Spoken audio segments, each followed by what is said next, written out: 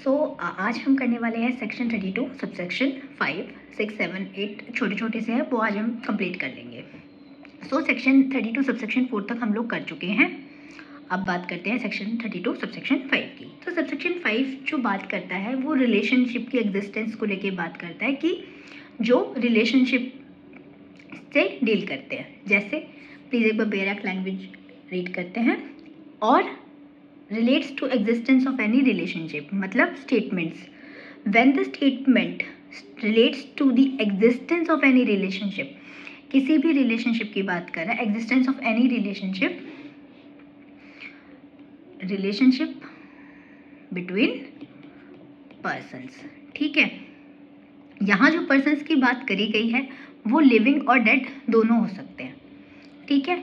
Between living person and dead person, between living and living person, between dead and living person, इस तरीके से मतलब living persons के बीच में भी और डेड पर्सन्स के बीच में भी जो रिलेशन है उसके बारे में बात करता है। ये किस तरीके का रिलेशन होना चाहिए, या तो वो आपका हो बाय ब्लड, इसमें तीनों चीज़ें हैं, या अडॉप्शन या मैरिज, इन तीनों से रिलेटेड अगर कोई रिलेशन है उसके बारे में बताया, उस चीज़ के बारे में कोई स्टेटमेंट दी गई है between the person as to whose relationship by blood marriage adoption, the person making the statement, जो डिक्लेयर कर रहा है, जो स्टेटमेंट दे रहा है, special means of knowledge and when the statement was made before the question in dispute was raised. तो यहाँ पे भी जो स्टेटमेंट दी गई है वो एंटीलिटम मॉर्टम है, मतलब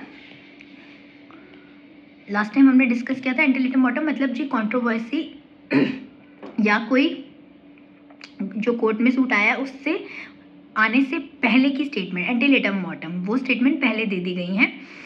सबसे ज़्यादा ज़रूरी चीज़ इसमें कि जो बंदा ये स्टेटमेंट दे रहा है उसके पास स्पेशल मीन्स ऑफ नॉलेज होनी चाहिए। स्पेशल मीन्स ऑफ नॉलेज मतलब उसके पास कॉम्पिटेंट नॉलेज होनी चाहिए कि भाई वो उस बारे में जानता है, उस रिलेशन के बारे में जानता है, ठीक है। बिटवीन लिविंग और डेड हो सकता है। इसमें एक इलस्ट्रेशन देखते हैं। फॉर 5 के लिए इलस्ट्रेशन देखिए के इलस्ट्रेशन निकाल लीजिए एक बार सॉरी, के इलस्ट्रेशन जो है वो आपकी है, the question is whether A who is dead, A जो है वो डेड है, was the father of B, अब ए जो मर गया वो बी के फादर थे। नाउ द स्टेटमेंट बाय ए, जो स्टेटमेंट देखो डेड है, नहीं मिल रहा है, ठीक है, उस तरीके की। अब जो स्टेटमेंट डिसीज्ड के बारे में बात हो रही है यहाँ पे कि जो बंदा मर चुका है, वहाँ उसने स्टेटमेंट दी कि A that B was his son is a relevant fact. अब वो ए कह रहा है कि बी इज माई सन, ठीक है, फिर वो ये स्टेटमेंट उसने किसी को दी और अब वो मर चुका है। तो जो स्टेटमेंट बी ने दी है, जो स्टेटमेंट ए ने दी है कि बी मेरा बेटा था, वो इस क्वेश्चन को डिसाइड करने के लिए कि क्या सॉरी ए जो है बी का फादर है, उस चीज़ को प्रूव करने के लिए यहाँ पे ये रेलेवेंट फैक्ट हो जाएगी कि हाँ भाई जो स्टेटमेंट डिसीज व्यक्ति ने दी है, जिस ए ने दी है अपने रिगार्डिंग कि हाँ भाई बी मेरा बेटा है, तो वो स्टेटमेंट यहाँ पे रेलेवेंट है ये शो करने के लिए कि there was a relation between A and B, relationship हो गया ना बाय ब्लड, यहाँ पे ये आ गया। स्पेशल मीन्स ऑफ नॉलेज, अब ऑब्वियसली उसका बेटा है तो उसको उस चीज़ की स्पेशल मीन्स ऑफ नॉलेज है, कॉम्पिटेंट नॉलेज है। कौन देगा इसके प्रूफ करने के लिए 108 सेक्शन 4 में आपने पढ़ा है कि जिसको एविडेंस एडमिसिबल कराना है वो इस चीज़ के रिगार्डिंग रिलेवेंट फैक्ट देगा या उसके रिगार्डिंग एविडेंस देगा, ठीक है। तो 108 सेक्शन 104 सेक्शन के साथ इसे रेड करेंगे। तो यहाँ पे क्लियर है, जो इलस्ट्रेशन है basically relation between a deceased and a living person. Secondly यहाँ जो बात हो रही है, एक सेकेंड, यहाँ पे जो बात हो रही है स्टेटमेंट्स की, वो स्टेटमेंट्स जो हैं या तो वो रिटन है, मे बी रिटन और ओरल। क्यों? क्योंकि ये बता रहा है, सेक्शन खुद बता रहा है कि भाई वो जो स्टेटमेंट दी गई है वो ओरल दी गई है, it could be in letter also, ठीक है। जैसे इसमें एक इलस्ट्रेशन और है, इलस्ट्रेशन नंबर, हाँ यही है, ठीक है ना। तो अब इसको ना 5 और 6 को साथ में रीड करेंगे। सेक्शन 6 जो बात कर रहा है, सॉरी सबसेक्शन 6 जो बात कर रहा है, और is made in will, deed और रिलेटिंग टू फैमिली अफेयर्स, यहाँ जो सेक्शन 5 में बात हो रही है, सबसेक्शन 5 में बात हो रही है, वो पॉइंट रेज करना चाह रहे हैं कि पेडिग्री मतलब यही होता है ना कि भाई ग्रैंडफादर, फिर फादर, फिर सन, डॉटर, इस तरीके से जो फैमिली रिलेशन चले आ रहे हैं उसके अकॉर्डिंग बात हो रही है कि यहाँ पे अगर कोई ऐसा क्वेश्चन रेज होता है तो जो स्टेटमेंट दी गई है relating to the existence of any relation between the person, वो यहाँ पे क्या है, एडमिसिबल हो सकती है, ठीक है, रिलेवेंट हो जाएंगे यहाँ पे। सेकेंडली जो है स्पेशल मीन्स ऑफ नॉलेज होनी चाहिए इसमें। स्टेटमेंट क्लॉज 5 में अगर आपको रेलेवेंट करनी है तो उसके लिए 2 पैरामीटर हैं। पहला यही कि उसे स्पेशल मीन्स ऑफ नॉलेज होनी चाहिए, सेकेंडली एंटेलिटम मॉर्टम होनी चाहिए, मतलब पहले बनी होनी चाहिए, ठीक है। यही कंसेप्ट है सेक्शन नंबर 5, सबसेक्शन 5 का। तो 5th पॉइंट हमसे रिलेशनशिप की बात करा है। वहीं जो बात हो रही है अब सबसेक्शन 6 में कि और इज मेड इन विल और deed relating to family affairs. अब यहाँ जो स्टेटमेंट्स हो रही है ना वो रिटन फॉर्म में है, वो नेसेसरीली रिटन फॉर्म में है। क्यों रिटन फॉर्म में है? क्योंकि आप कोई विल बनाएंगे, कोई डीड बनाएंगे, वो रिटन होती हैं, और relating to any family affair लिखा हुआ है ऑलरेडी। तो यहाँ पे भी फैमिली रिलेशंस के बारे में बात हो रही है, बट जो फैमिली रिलेशंस है that is on some will और डीड, उधर भी आपको नॉलेज होनी चाहिए। जो चीज़ लिखी गई है उसकी भी नॉलेज होगी ना, तभी तो कोई बंदा विल बनाएगा ना, ऐसे तो कोई बना नहीं देगा। तो यहाँ पे क्या है, when this statement relates to the existence of any relationship same by blood marriage और adoption between person deceased, the most important point here is ये डिसीज बंदों के बीच की बात हो रही है, बिटवीन डिसीज्ड पर्सन्स। जो सेक्शन 5 की बात हो रही है, 5 जो है 5th पॉइंट आपका डील करता है बिटवीन लिविंग और डेड और बिटवीन लिविंग और लिविंग पर्सन्स, ठीक है। यहाँ पे जो बात हो रही है वो डिसीज्ड पर्सन्स के बीच में हो रही है, क्योंकि विल कब बनेगी, जब बंदा मर जाएगा, ठीक है। तो स्पेशली मेंशन कर रखा है इन्होंने between person deceased and in any will deed relating to affairs of the family to which such deceased person belong. मतलब कोई भी ऐसी डीड बनाई है जब वो मरा हुआ व्यक्ति उस फैमिली से बिलोंग करता है।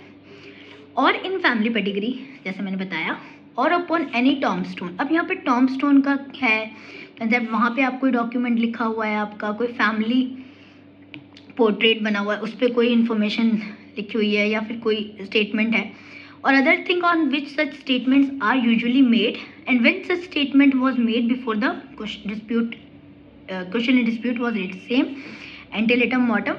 जो ये डीड वगैरह जो भी स्टेटमेंट दी गई हैं इनके ऊपर वो पहले की होनी चाहिए, ठीक है ना। अब इसके ऊपर इलस्ट्रेशन देखते हैं। इलस्ट्रेशन नंबर KL होगा, एक बार L और M इलस्ट्रेशन इसके ऊपर बेस है, तो L और M देखते हैं, ठीक है। इलस्ट्रेशन नंबर L निकाल लीजिए प्लीज। सी L इलस्ट्रेशन क्या कह रही है, the question is what was the date of birth of A। Question ये है कि डेट ऑफ बर्थ A की क्या है, कब पैदा हुआ था ये। अ लेटर नोटिफाइज यू कि ये एक रिटन फॉर्म है और ये सबसेक्शन 6 में फॉल कर रहा है, ठीक है। From a deceased father to a friend.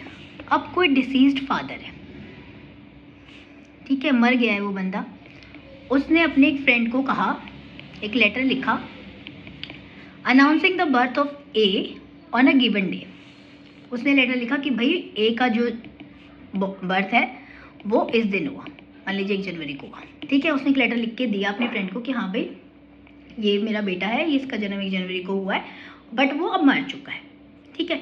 तो यहाँ पे जो ये लेटर है, लेटर क्या है, एक स्टेटमेंट ही तो है।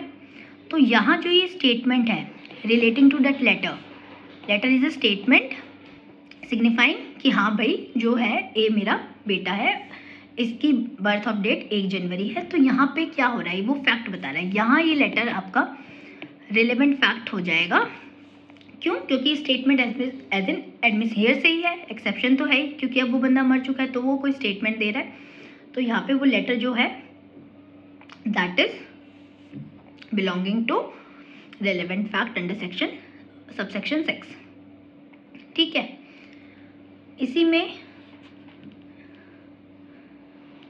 एक बार एम देखिए। The question is whether and when A and B were married, A और बी कब मैरिड हुए थे, ये क्वेश्चन है, वो मैरिड। ठीक है, an entry in a memorandum book by C the deceased father of B. अब एक मेमोरेंडम है, एक बुक है, उसमें जो सी की बुक है the deceased father of B, B के जो फादर थे उनकी, बी का C is the son, C is the father, sorry,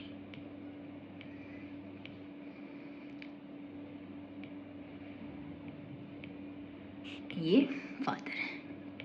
ठीक है, यहाँ पे बात हो रही है कि an entry in a memorandum book by C the deceased father of B of his daughter's marriage with A on a given date is a relevant fact. तो यहाँ पे भी अगर उसने कोई लेटर लिखा है या कोई मेमोरेंडम बुक बनाई है, उसमें ये मेंशन किया है कि हाँ भाई ए और बी की मैरिज इस दिन हुई थी, तो ये भी एक रेलेवेंट फैक्ट हो जाएगा। ठीक है, डिसीज्ड पर्सन का समझ में आ गया कंसेप्ट कि डिसीज्ड पर्सन में क्या है, कोई वो स्टेटमेंट दे रहे हैं जो बिटवीन डिसीज्ड पर्सन, तो विल में किसी चीज़ का मेंशन कर रखा है, डीड में किसी चीज़ का मेंशन कर रखा है, अदर थिंग्स जो फैमिली अफेयर्स है उससे रिलेटेड कोई चीज़, कोई टॉम्बस्टोन पे है, कोई पोर्ट्रेट पे है, या फिर यूजुअली ऐसी कोई स्टेटमेंट बन रही है but before the question in dispute was raised. तो this was concept of your 5th and 6th point. 5th में वर्बल और रिटन। अब बेसिकली कभी कभी क्या है ना, क्वेश्चन आ जाते हैं, आपका मेंस में भी क्वेश्चन आ जाता है कहीं कि डिफरेंस बताइए आप कि 5th एंड 6th क्लॉज में जो है क्या हुआ है। तो क्लॉज 5 जो बात कर रहा है वो उन स्टेटमेंट को रेफर कर रहा है जो कि relating to the existence of relationship between any person living or dead. Living भी हो सकता है, डेड भी हो सकता है। ठीक है, जहाँ की 6th की बात करते हैं तो ये उन स्टेटमेंट की बात कर रहा है एग्जिस्टेंस जो कि डिसीज्ड पर्सन के बीच में ही है। ठीक है, it does not include a living person and a dead person, सिर्फ डिसीज्ड पर्सन के बीच की बात कर रहा है। Second point, the declaration should have had special means of knowledge. 5th में आपके पास स्पेशल मीन्स ऑफ नॉलेज होनी चाहिए, स्पेशल मीन्स ऑफ नॉलेज होनी चाहिए, बजाय कि 6th पॉइंट में क्या है कि ऐसी कोई रिस्ट्रिक्शन नहीं है कि आपके पास स्पेशल मीन्स हो। इतना इनफ है कि आप कोई स्टेटमेंट दे रहे हैं किसी विल या डीड में, वो आपके फैमिली अफेयर से रिलेट कर रही है, किसके फैमिली में जो बंदा स्टेटमेंट दे रहा है वो एक पर्टिकुलर फैमिली अफेयर से बिलोंग करता है और वो ये स्टेटमेंट दे रहा है जो कि मर चुका है। तो वो जो मर गया है अब उसकी statement through a letter, through some written form, वो यहाँ पे रेलेवेंट हो जाएगी। ठीक है, थर्ड पॉइंट जो है इनका इम्पॉर्टेंट कि डिक्लेरेशन जो 5th पॉइंट में है वो उन लोगों के बारे में जो कि या तो डेड हैं, क्योंकि it talks about living persons and dead persons both, तो डेड है या फिर जिसकी जो है क्या कहते हैं अटेंडेंस आप सिक्योर नहीं कर सकते, है ना। तो ये पॉइंट है आपका 5th का, whose attendance can not be secured, या फिर वो बंदा डेड है, वहाँ वो जो स्टेटमेंट दे रहा है वेदर रिटन और वेदर वर्बल, वो वहाँ पे रेलिवेंट होंगी। 5th में जो है वो स्टेटमेंट नेसेसरीली आपकी रिटन फॉर्म में होनी चाहिए, क्यों, क्योंकि वो डीड है या कोई विल है या किसी टॉम्बस्टोन पे एनक्रिप्चर है, वो सब आपकी रिटन फॉर्म में है और वो मैंडेटरी है। ठीक है, वही वर्बल रिटन, ये हो गया आपका 4th and 5th and 6th point. Clear, ये आपका हो गया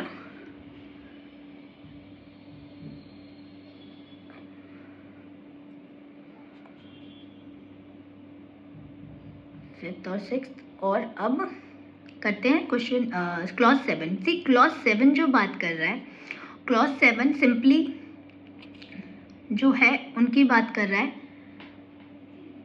जो आपकी ट्रांजैक्शन बेस्ड है, जैसे आपने इसको ना क्या नाम है, क्लॉज 6 को अब रेड विथ करेंगे क्लॉज 4 से।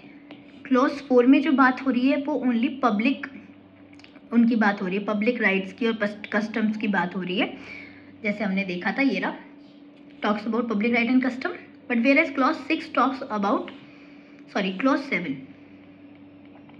क्लॉज 6 तो हमने कर लिया ना फैमिली अफेयर्स से, ठीक है। क्लॉज 4 जो बात करता है वो बात करता है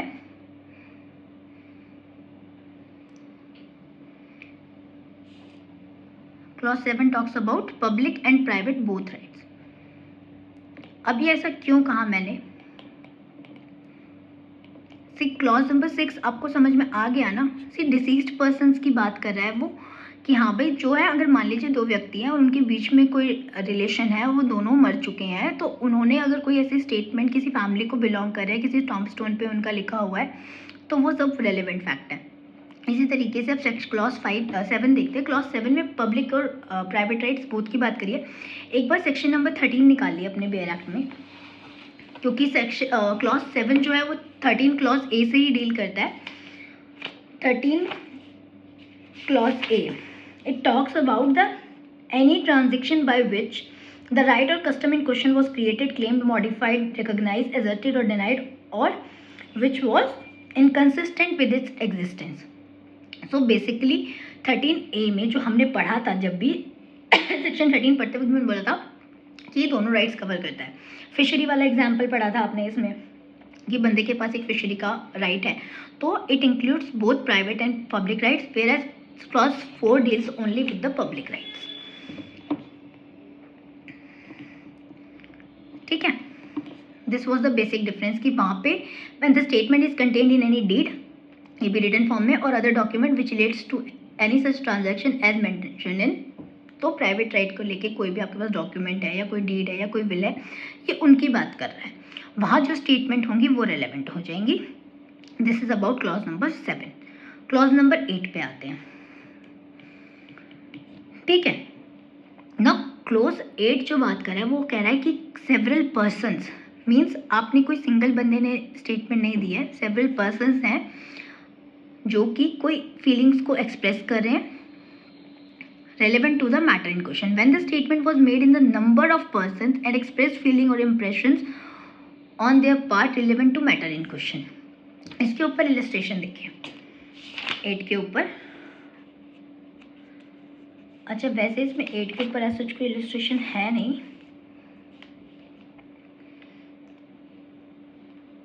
सी एंड देखिए, A sues B for libel expressed in a painted caricature, A sues B for libel expressed in a painted caricature exposed in a shop when the question is as the similarity of the caricature and the libelous character, the remarks of the crowd of spectators on these points may be proved। अब ये क्या कहना चाह रहे हैं कि आपने एक तो बंदा होता है, बहुत सारे लोग हैं, सेवरल पर्सन्स, अगर कोई स्टेटमेंट दे रहे हैं किसी चीज़ को लेके, किसी फीलिंग को लेके या किसी ओपिनियन को भी लेके, ठीक है, उनका एक पर्टिकुलर एक नॉलेज है उनको या कोई ओपिनियन है उनका, किसी चीज़ के ऊपर वो बात कह रहे हैं, तो वो भी आपकी यहाँ पे रेलेवेंट हो जाएगी। पॉइंट इज, ये तो सेवरल पर्सन से, अब वो क्यों रेलेवेंट करते हैं, सब लोगों को तो कोर्ट में बुलाना पॉसिबल है नहीं ना। There are number of people, they talking about the same thing, they are saying the same statement, तो उन सबकी स्टेटमेंट उन सबको कोर्ट में लाना इज वेरी डिफिकल्ट। तो यहाँ जो पर्सन, जो सेवरल पर्सन हैं जो कोई एक्सप्रेस कर रहे हैं किसी फीलिंग को, ठीक है, मैटर इन क्वेश्चन के ऊपर कोई उनकी फीलिंग्स है, वो यहाँ पे कोई इंप्रेशन है, फीलिंग है ऑन देयर पार्ट, तो वो यहाँ पे रेलेवेंट हो जाएगा। तो इसमें जो मेन चीज़ यही है कि ओपिनियंस जो है वो भी रेलेवेंट हो रहे हैं, बंदा जो है क्या कर रहा है वो, इसमें आप सेक्शन 6 को आपको पढ़ा है ना, रेस्ट जेस्ट से, सेक्शन 6 में हमने रेस्ट जेस्ट से पढ़ा है कि भाई they are forming the part of the same transaction. तो it is also talking about that a fact, जो स्टेटमेंट्स है वो भी पार्ट एज अ सेक्शन 6 में रेस्ट जेस्ट से जो है forming the part of the same transaction, तो उसमें यहाँ रेलेवेंट हो रही है। एक्सप्रेशन और फीलिंग जो है आपकी एक इंडिविजुअल की, वो हम डील करते हैं सेक्शन 14 में, है ना। Feeling as to bodily and bodily feeling जो पढ़ा था, फीलिंग्स हम सेक्शन 14 में रेलेवेंट होती हैं। तो अगर एग्रीगेट देखा जाए कि बहुत सारे लोग हैं, कुछ ओपिनियन दे रहे हैं, कुछ एक्सप्रेशन दे रहे हैं, कुछ फील कर रहे हैं, तो वहाँ पे वो एज एन एग्रीगेट सब आ नहीं सकते, तो यहाँ पे वो एज ए हियर से जो है रेलेवेंट हो जाएगी, is also a relevant fact. आया समझ में, क्लियर हुआ? एक बार फिर से करें। 5th points, relationship between the person deceased और लिविंग, वर्बल भी हो सकती है, रिटन भी हो सकती है, स्पेशल मीन्स ऑफ नॉलेज होना ज़रूरी है, it can be a statement in a writing and verbal also.